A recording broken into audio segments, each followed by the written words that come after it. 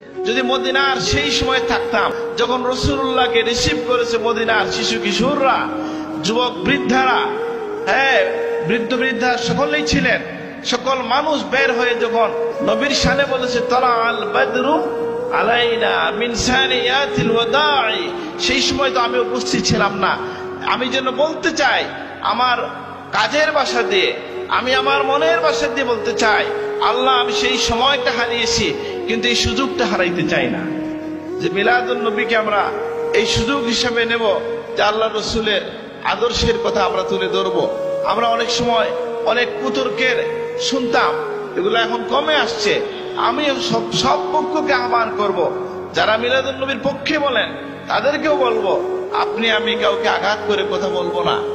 আর যদি কেউ কোনো প্রশ্ন করেন সুন্দর করে তার উত্তর দেন। রাসূলুল্লাহর মুহাব্বত, প্রিয় নবী সাল্লাল্লাহু আলাইহি ওয়াসাল্লামের ভালোবাসা প্রকাশের জন্য, প্রিয় নবীর ভালোবাসাকে বিস্তারের জন্য, প্রিয় নবীর ভালোবাসাকে ধারণ করার জন্য যে কোনো বৈধ পন্থাতে আপনি এটা প্রকাশ করতে পারেন। আল্লাহ তাআলা কবুল করো, আমিন।